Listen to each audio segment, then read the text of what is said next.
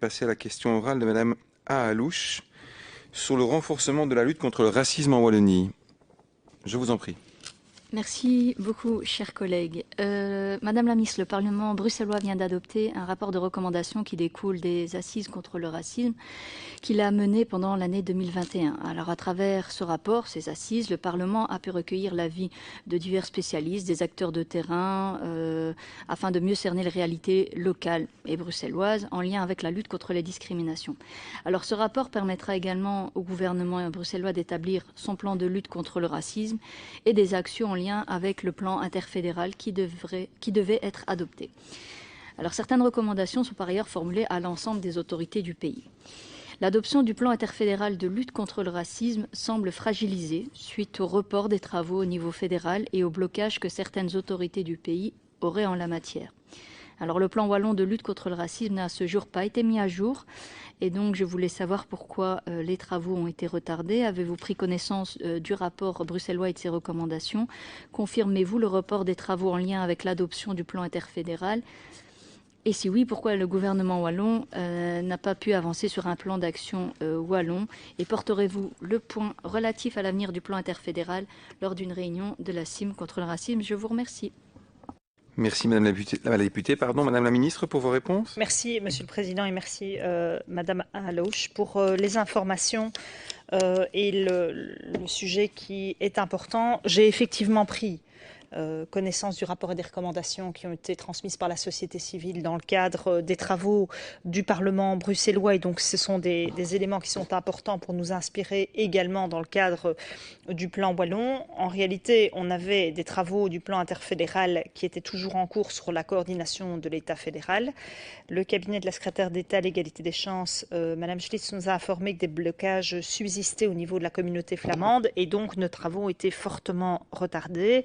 Il y a toutefois des propositions qui sont substantielles, qui sont sur la table, qu'on veut valider politiquement le plus vite possible. On travaille donc d'arrache-pied pour convenir de la manière de procéder, pour que tous les niveaux politiques quand même participent au processus de la même manière et qu'il y ait un soutien suffisant pour parvenir à un texte qui soit validé.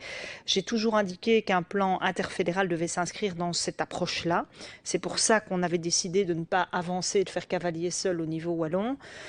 Mais au vu des circonstances, j'avais dit il y a quelques semaines, on va laisser une dernière chance au fédéral de laisser à chacune des entités un pas pour réaliser ce plan interfédéral. Si ce n'est pas le cas, quoi qu'il advienne, alors on avancera en parallèle rapidement avec un plan d'action wallon et on veillera, le cas échéant, à ce que des collaborations étroites, bien entendu, continuent et soient nouées avec d'autres niveaux de pouvoir, avec le fédéral ou avec d'autres régions, si ça nécessite une coordination, une concertation. Concrètement, mon cabinet va rencontrer très prochainement les équipes de mes collègues pour élaborer des actions concrètes, cohérentes, qui répondent aux besoins du terrain.